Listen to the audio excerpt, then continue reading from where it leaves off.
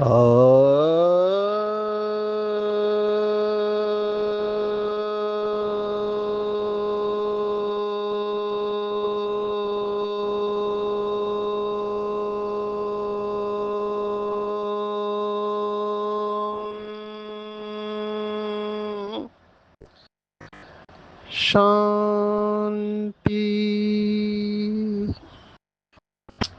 आज 24 फरवरी 2026 भारत में मंगलवार है। Today is 24th February 2026 and it's Tuesday in Bharat. आज की मुरली का जादुई रहस्य स्वयं को प्रेरणा देने के लिए magical secrets of today's Murli for motivating the self। आज की पूरी साकार मुरली हिंदी फिल्म के गीत के ऊपर है। बहुत सुंदर शब्द है, जीवन डोर तुम्ही संग बांधी। अगर आपने गीत को समझ लिया तो पूरी मुरली आपको समझ में आ जाएगी। केवल गीत को अच्छी तरह समझना है। गीत के बोल बहुत सुंदर है। कुछ दिन पहले हमने देखा था, बाबा ने कहा तुम पतंग हो और तुम्हारी डोर मेरे हाथ में है। अब ये डोर का सिलसिला चालू हो गया है। जीवन डोर तुम्ही संग बांधी, इसका भाव ये है कि जीवन एक डोर की तरह है। अगर ये डोर टूट गई तो जीवन चला गया। जैसे पतंग की डोर को तोड़ देते हैं तो पतंग कट कर जमीन के ऊपर आ जाती है, हवा में नहीं रहती है। ऐसे ही जब हमारी डोर परमात्मा से जुड़ी हुई है तब हमारी फ्लाइंग स्टेज रहती है, उड़ती कला। और जब ये डोर टूट जाती है तो हम गिरती कला में आते हैं। तो डोर के ऊपर पूरा खेल है। ये भाव भक्ति मार्ग में बहुत स्ट्रांगली आया हुआ है। कौन सा भाव? कि हम सब कठपुतलियां है। जैसे अगर आपने कठपुतलियों का खेल देखा है, मुझे पता नहीं आजकल ये खेल होता है या नहीं होता है। आजकल तो मोबाइल पे ही सब लोग लगे हुए हैं। हर जगह पे जाते हैं तो बोलते हैं मोबाइल एडिक्शन के ऊपर सुनाओ। जो भी है समय अनुसार ड्रामा परिवर्तन होता रहता है, लेकिन कठपुतलियां हैं हम, और हमारी डोर ऊपर वाले के हाथ में है। जैसे वो हमको नचा रहा है। अगर आपने कठपुतलियों का खेल देखा होगा तो वो अलग अलग गुडी गुड़ा गुड़िया जो भी होते हैं उनके हाथ पैर इसके हाथ में होते हैं, और ऊपर से जैसे वो नचाता है वैसे ये गुड्डा गुड़िया नाचते हैं। कुछ ऐसी हालत भक्ति मार्ग में भी मानते हैं कि हम कुछ नहीं करते, सब कुछ भगवान ही करता है। ये भी भाव कहाँ से आया है? देखो, भक्ति मार्ग की कई सारी बातें हमको स्पष्ट रूप से समझ में आती है अगर हम ज्ञान को यथार्थ रूप से समझे। जैसे वो भक्ति मार्ग में कहते हैं, जिधर देखो उधर तू ही तू है। अभी ये भाव बहुत अच्छा है कि भगवान सर्वव्यापी है। वास्तविकता नहीं है, लेकिन ये भाव है। तो जब हम समझते हैं कि जब किसी से प्यार हो जाता है, सच्चा प्यार, तो वो व्यक्ति उसे हर जगह दिखाई देता है। ये सच्चे प्यार का लक्षण है। तो जिधर देखूं उधर तू ही तू। तो जब श्री कृष्ण से प्यार हो जाता है, एक एग्जाम्पल ले रहे हैं, तो उसे सब जगह पे श्री कृष्ण ही दिखाई देगा, क्योंकि श्री कृष्ण बाहर नहीं है। जो अंदर है वही बाहर दिखाई देता है हमको। तो ये एक्सट्रीम प्यार का लक्षण है। सब जगह पे श्री कृष्ण, राधे ही राधे। वो तो भक्ति मार्ग में कहते मैं भी कृष्ण तुम भी कृष्ण, या मैं भी राधे तुम भी राधे, सब एक ही है। तो ये भाव आया कहाँ से?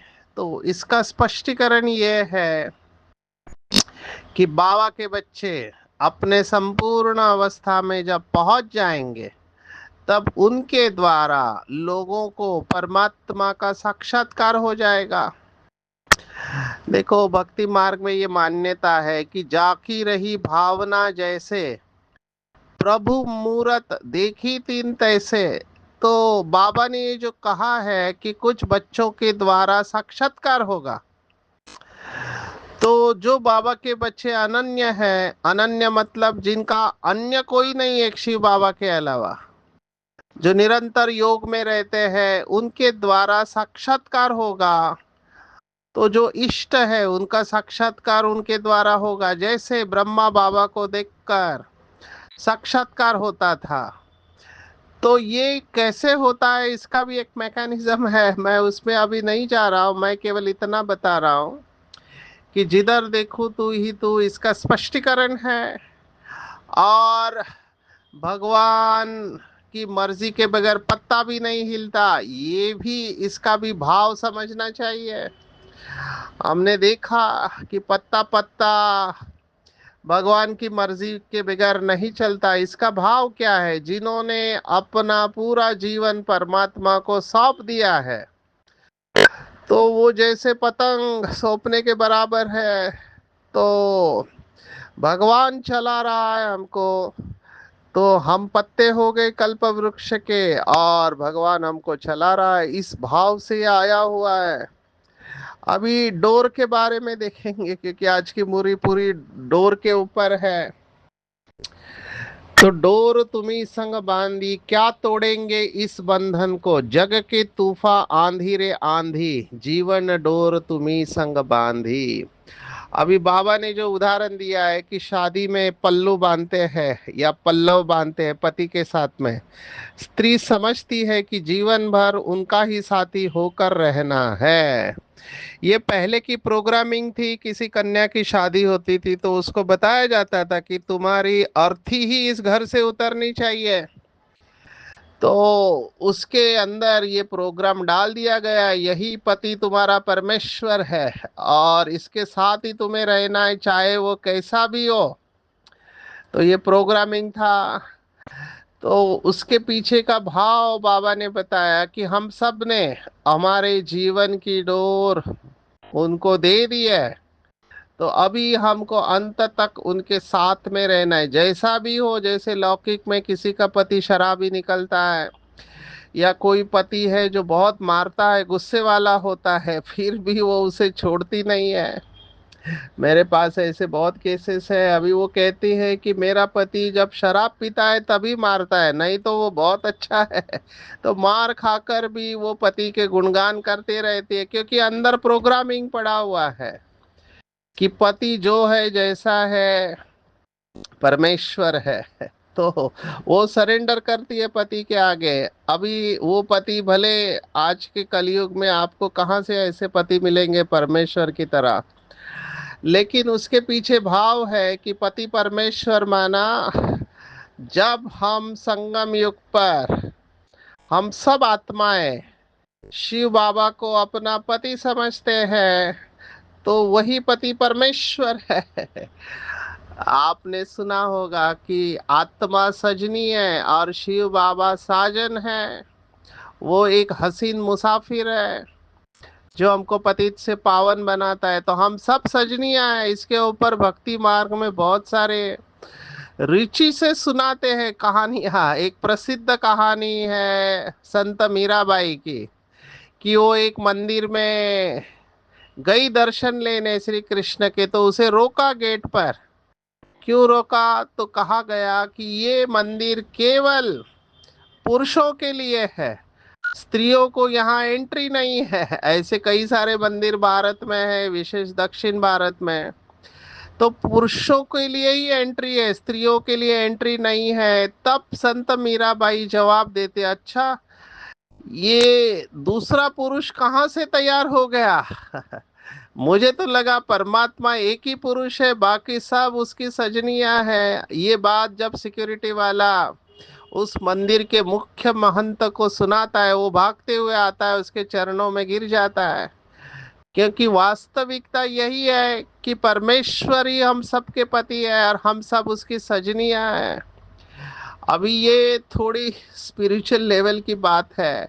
बॉडी कॉन्शियसनेस वाले या देहभान अभिमान वाले इस बात को समझ नहीं सकते हैं, लेकिन आज के मुरली में यही भाव आया हुआ है। क्यों माताओं बहनों का योग कंपैरेटिवली अच्छा होता है? ऐसे नहीं कि भाइयों का योग नहीं है, नहीं, मेजॉरिटी माताओं की है। क्योंकि उनके अंदर एक भाव होता है जिसे कहते हैं समर्पण भाव। वो सरेंडर करती है और जीतती है। शायद यही कारण है कि बाबा ने माताओं बहनों को निमित्त बनाया है, क्योंकि उनके अंदर ये विशेषता है। तो अगर हमको भी इस ज्ञान मार्ग में आगे जाना है तो हमको ये समर्पण भाव सीखना पड़ेगा। मैंने तो देखा है महाराष्ट्र में जब पूजा होती है, जैसे सत्यनारायण की पूजा है, तो पति पत्नी दोनों बैठे हुए रहते हैं। मैंने एक इंटरेस्टिंग बात देखी कि वो जो पूजा चलती है उसमें जो भी डालना है सामग्री, जैसे फूल है, चावल है, पत्ते हैं, उनकी जो भी विधियां है, तो वो सब पति डालता है और पत्नी कुछ नहीं करती, सिर्फ उसके हाथ को टच करती है। तो ये कैसे होता है मैं नहीं जानता, पर यहाँ पर भी उसका समर्पण भाव है। तो हमको भी ये समर्पण भाव जीवन में आ जाएगा तो आज की मुरली आपको समझ में आ जाएगी। देखो, इस गीत में कहा है कि इस बंधन को आंधी तूफान क्या तोड़ पाएंगे। जग के तूफान आंधी रे आंधी, जीवन डोर तुम्ही संग बांधी। बहुत सुंदर शब्द है। पहला स्टांजा है, हो ना सके कभी हम तुम न्यारे, दो तन है एक प्राण हमारे, चाहे मिले पथ में अंधियारे, चाहे घिरे हो बादल कारे, फिर भी रहूंगी तुम्हारी तुम्हारी, जीवन डोर तुम्ही संग बांधी। कितने सुंदर शब्द है, लिखने वाले का भी कमाल है कि कितने भी अंधियारे जीवन में आए लेकिन मैं तुम्हारी ही बनकर रहूंगी। ये आत्मा कह रही है शिव बाबा को। बाबा ने एक मुरली में कहा था, मेरे ख्याल से डायमंड जुबली के बाद वाली मुरली है, बाबा ने उसमें कहा था आगे चलकर ब्राह्मण जीवन को हिलाने वाली परिस्थिति आएगी, काले काले बादल आएंगे। तो हमने उस समय काफी मधुबन में चिंतन किया था। बहुत अच्छा स्पष्टीकरण कुछ बाबा के बच्चों ने सुनाया कि जब काले बादल आते हैं तो वो सूर्य को ही ढक देते, इतना विशाल सूर्य, लेकिन काले बादल उसको ढक देते हैं। अगर आप गहराई से चिंतन करो तो बादलों को जन्म देने वाला सूर्य ही होता है। तो ये हमारे कर्मों का ही फल है, काले बादल जीवन में आना, क्योंकि हम मास्टर ज्ञान सूर्य है। हमारे अंदर विकारों की गर्मी के वजह से, क्योंकि बादल कैसे बनते हैं, सूर्य के प्रकाश से बनते हैं, गर्मी के वजह से। तो ये काले बादल या काली परिस्थिति या विपरीत परिस्थिति या माया के पेपर्स, इनको जन्म देने वाले हम ही हैं, और वही बादल हमारे प्रकाश को ढक देते हैं और हम उदास दिल शिकस्त हो जाते हैं। चाहे घिरे हो बादल कारे, फिर भी रहूंगी तुम्हारी तुम्हारी। तो ये आत्मा प्रतिज्ञा कर रही है शिव बाबा के साथ कि हे बाबा, चाहे कितने भी पेपर आए जीवन में, चाहे पूरी दुनिया एक तरफ हो जाए, जो शास्त्रों में लिखा है अक्षोहिणी सेना, लेकिन मैं पांडवपति के साथ जुड़ा रहूंगा, क्योंकि मेरी डोर तुम्ही संग बांधी। कितना सुंदर और गुह्य अर्थ है। उसके बाद वाला स्टांजा है, यू घुल मिल रहना जीवन में बाबा, जैसे रहे कजरा अखियन में, तेरी छवि छाई रहे मन में, तेरा ही नाम रहे धड़कन में, तेरे दरस की मैं प्यासी रे प्यासी, जीवन डोर तुम्ही संग बांधी। मेरे श्वास तुम ही हो बाबा, तुम मेरे आंखों में समाये हुए हो। ये कबीर का अनुभव था कि आंखों में समाये रहो, तेरी छवि चाही रहे मन में, मन में केवल तेरी ही छवि है, आंखों में भी तुम कजरे की तरह घुल कर रहते हो। तेरा ही नाम मेरी धड़कन में है और तेरे ही दर्शन की मैं प्यासी रे प्यासी। हमारा एक गीत है, बहुत सुंदर गीत है। निहारते रहो, बाबा तुमको सदा निहारते रहो। तो ये वही भाव है कि जब किसी से सच्चा प्यार हो जाता है तो हर जगह वो दिखाई देता है, आंखों में, नैन में, धड़कन में। ऐसा मुझे वरदान मिला है। अब ये लौकिक का गीत है, वो कहते हैं ऐसा मुझे वरदान मिला है, तुम क्या मिले भगवान मिला है। अब तो जन्म भर संग रहेगा, इस मेहंदी का रंग रहेगा। तेरे चरण की मैं दासी रे दासी, जीवन डोर तुम्ही संग बांधी। अब ये लौकिक में एक भाव है कि स्त्री को सेवा करनी है। कई लोग इस चित्र के ऊपर ऑब्जेक्शन लेते हैं कि विष्णु के पैर दबा रहे हैं। बाबा ने भी, ब्रह्मा बाबा ने बताया कि वो फोटो काट दिया क्योंकि वहां पर लक्ष्मी दासी बनकर है, पर उसके पीछे का बहुत गुह्य भाव जो मुझे दिखाई दे रहा है कि माया जो है, माया को स्त्री कहा हुआ है या स्त्री को माया कहा हुआ है, तो माया को हमेशा ये चरणों के नीचे रखना चाहिए या उसके ऊपर विजय प्राप्त करना चाहिए। ये स्त्री माना फीमेल की बात नहीं है, ये माया को कंट्रोल करने की बात है, क्योंकि धन को माया कहा गया है। तो माया को कंट्रोल कर रहे हैं, तो माया उनके कंट्रोल में है। तो बेसिकली इसका भाव ये है कि माया जीत आत्मा है। वो सब विकारों के बीच में, समुंदर में, जीवन रूपी सागर में है, और माया को दासी बनाया और फिर हर्षित मुख अवस्था है। तो इसके आध्यात्मिक अर्थ हमको लेने चाहिए। आज की मुरली में टेक होम अगर आप मुझे पूछो तो एक ही है कि बाबा आप ही मेरे श्वास हो, आपकी याद है तो श्वास चलेगा, आपकी याद गई तो श्वास गया। आजकल एक बीमारी हम देखते हैं, एज अ डॉक्टर आपको बताना चाहेंगे, पढ़े लिखे लोग बाबा के शायद जानते होंगे, डॉक्टर्स तो जानते ही है, इस बीमारी का नाम है स्लीप एप्निया सिंड्रोम। अब इस बीमारी में क्या होता है, रात को जब व्यक्ति सोते हैं तो सोते सोते बीच में ही सांस रुक जाती है, बिल्कुल रुक जाती है। तो उतने समय तक ब्रेन को ऑक्सीजन नहीं मिलता है, फिर थोड़ी देर बाद सांस चालू हो जाती है। और ये लोग टिपिकली खर्राटे बहुत लेते हैं।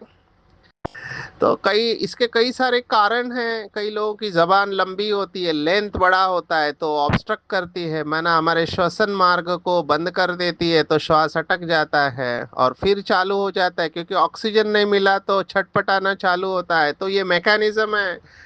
लेकिन अगर ये लंबे समय तक रहा तो फिर कॉम्प्लिकेशंस चालू होते हैं, ब्लड प्रेशर की बीमारी होती है, हार्ट की बीमारी होती है।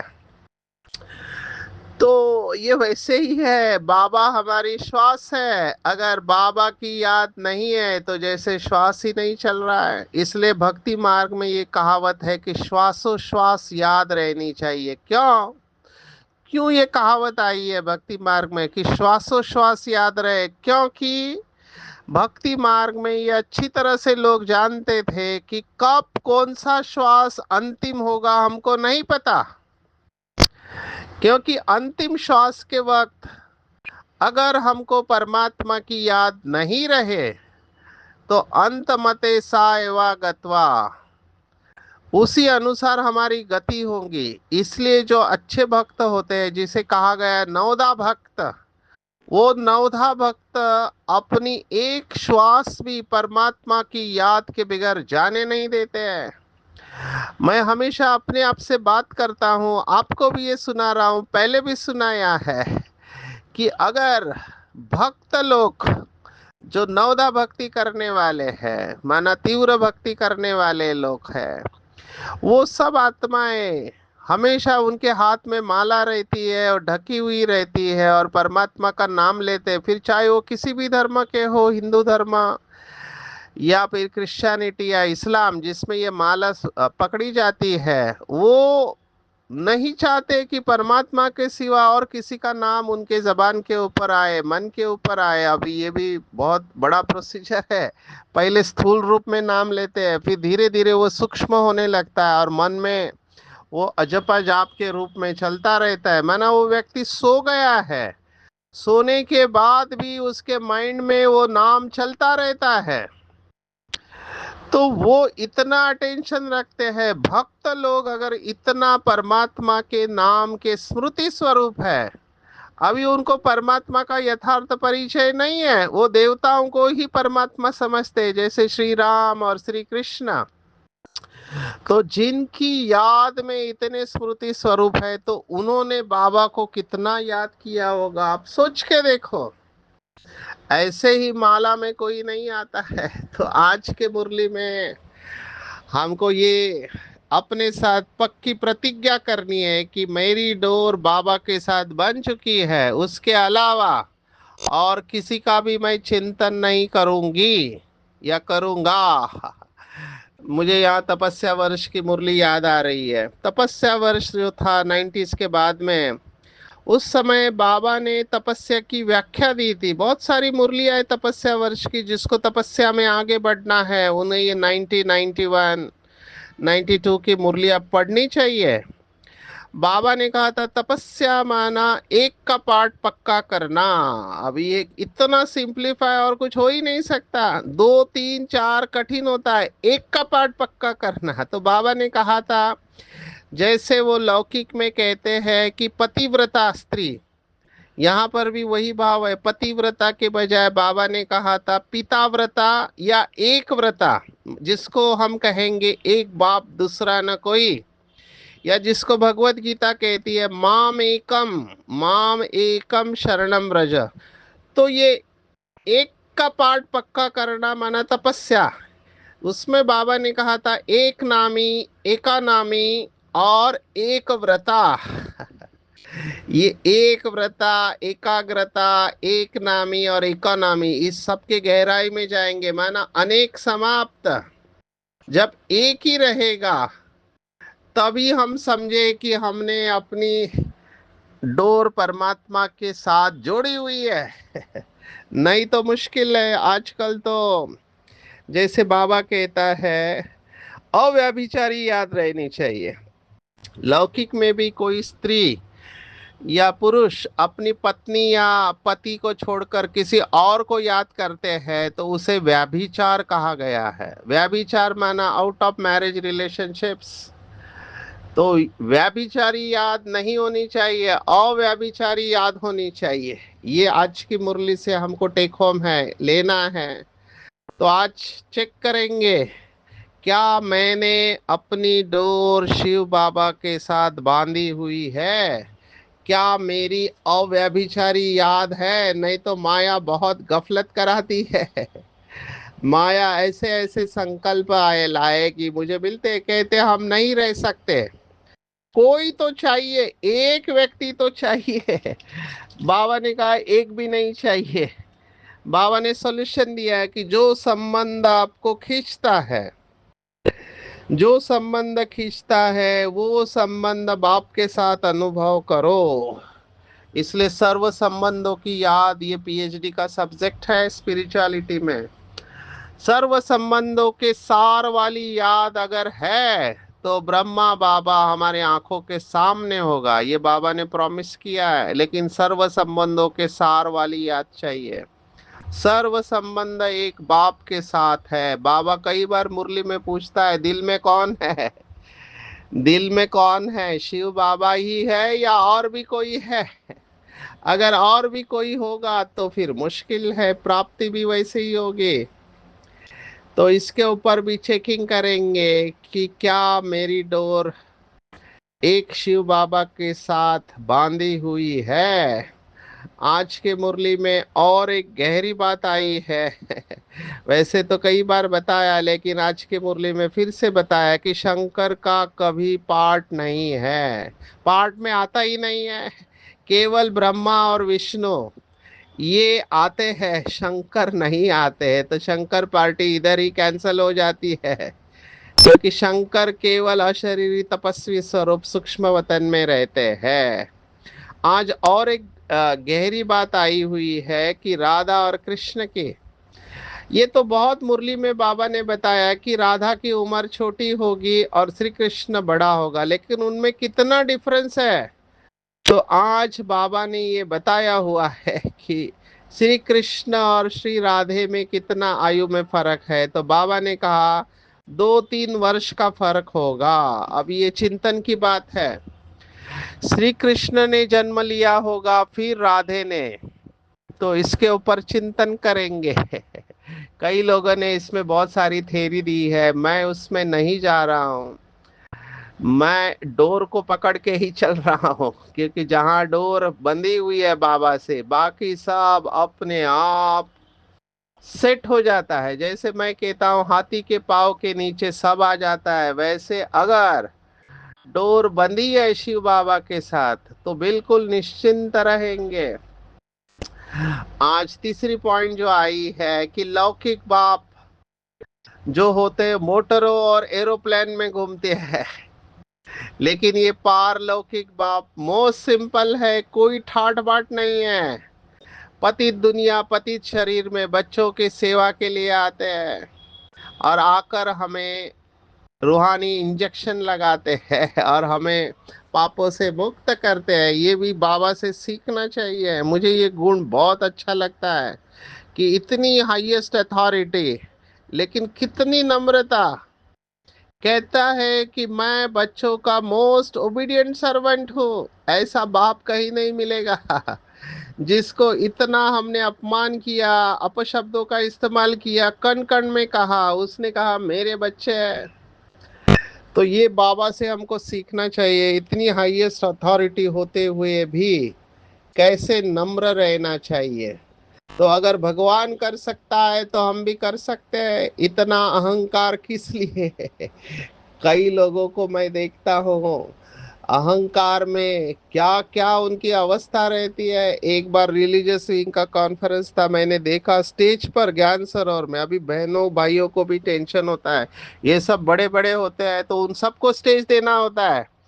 अभी मैं सीन देख रहा था कि एक सीट खाली थी, तो मैंने कहा चलो ये आएंगे। थोड़ी देर बाद देखा सब आने के बाद प्रोग्राम चालू है, तो ये बीच में आ गए और उनके साथ उनकी कुर्सी भी आई और वो ऐसे चल रहे जैसे कोई है ही नहीं। स्टेज के ऊपर आकर बैठ गए और उनके पीछे एक व्यक्ति उनका जो भी है डंडा और झंडा लेके खड़े, इनके हाथ में इनका जो भी डंडा है, जो भी इनकी विधियां है। तो मैं सोच रहा था बाबा ने हमको कितना सुरक्षित रखा है और उनकी बॉडी लैंग्वेज कुछ और बता रही थी। अभी यहाँ पर हम किसी को जज नहीं कर रहे हैं। मैं यही कह रहा हूँ कि देही अभिमानी बनना कितना चैलेंजिंग हो सकता है। बाबा ने हमको कितने बार कहा है कि बच्चे, निमित्त के साथ निर्माण बनना बहुत जरूरी है, नहीं तो प्रॉब्लम आ सकता है। खाना खा रहे हैं आप, लेकिन खाना अगर हजम नहीं करेंगे तो शक्ति नहीं बनेंगी। ऐसे ही मुरली हम सुनते तो है, लेकिन मुरली के ऊपर अगर मनन नहीं किया तो जो स्वरूप की अवस्था है वो कैसे बनेंगे। अनुभवी कभी धोखा नहीं खाते हैं, पर अनुभवी कब होंगे? अनुभव के सागर में तभी जाएंगे जब हमारा मनन चिंतन अच्छा होगा। जो अनुभवी मनन शक्ति वाले होंगे वो सदा शक्तिशाली, माया प्रूफ और विघ्न प्रूफ बन जाते हैं और इनके साथ खुशी का खजाना सदा साथ रहता है। देखो बाबा ने कितनी बार कहा, खुशी जैसे खुराक नहीं और विचार सागर मंथन करने से खुशी मिलती है। और जिनके पास खुशी का खजाना है उनके यहाँ बाकी सब खजाने स्वतः ही आ जाते हैं। इसके ऊपर चिंतन करेंगे, हमने इसके ऊपर देखा है।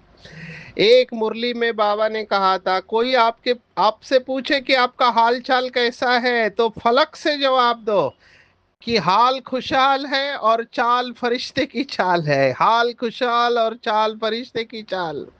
कभी भी ये नहीं कहो कि क्या करूं, बात ही ऐसे थी, काम ही ऐसा था, या सरकमस्टेंस है, समस्या ऐसे थी इसलिए साधारणता आ गई। बाबा ने कहा नहीं, हर समय किसी भी हालत में हमारा अलौकिक स्वरूप ही दूसरों को दिखाई दे। ऐसा नहीं जैसा बात वैसा स्वरूप। बातें हमको नहीं बदले, लेकिन हम बातों को बदले, तभी हम सबके समीप आएंगे और एकता का संगठन मजबूत होगा। मैंने आज भी एक सेशन लिया प्रोफेसर और एचओडीज के लिए। वहाँ उन्होंने यही कहा कि कई बार बातें ऐसी रहती है कि हमारी शांति चली जाती है। मैंने कहा हमको ये ब्रह्मा कुमारी में सिखाया गया है कि हम शक्तिशाली है, ना कि बात और परिस्थिति। यही बात है फंडामेंटल। हम शक्तिशाली बनते हैं तो बातें कुछ नहीं कर सकती, स्वस्थिति के आगे परिस्थिति कुछ नहीं कर सकती। आज के मुरली में टेक होम है, हम सब आत्माओं ने अपनी जीवन डोर एक बाप के साथ बांधी है, तो पूरा तोड़ निभाना है। एक बार बाबा के साथ अपना पल्लव जुड़ गया तो हमारी परवरिश आधा कल्प के लिए बाप द्वारा होगी। इसके गहराई में जाएंगे कि हमारा पल्लव उसके साथ जुड़ा हुआ है, उसके ही श्रीमत पर चलना है। मोस्ट स्वीटेस्ट बाप दादा, मोस्ट स्वीटेस्ट झाड़ का कलम लगा रहे, इसलिए पहले अपने आप को बहुत बहुत स्वीट बनाना है। विकर्म विनाश करने हैं, याद की यात्रा में तत्पर रहकर और मनन शक्ति द्वारा हर पॉइंट के अनुभवी बनकर सदा शक्तिशाली माया प्रूफ विघ्न प्रूफ बनना है। खुशी का खजाना सदा साथ रखना है, तो बाकी सब खजाने स्वतः आ जाएंगे। और साधारण कार्य करते हुए भी फरिश्ते की चाल और हाल होना चाहिए। तभी हम कैसे भी बात हो, बातों को बदल देंगे और एक दूसरे के समीप आएंगे और एकता का संगठन मजबूत होगा। अच्छा, ओम शांति।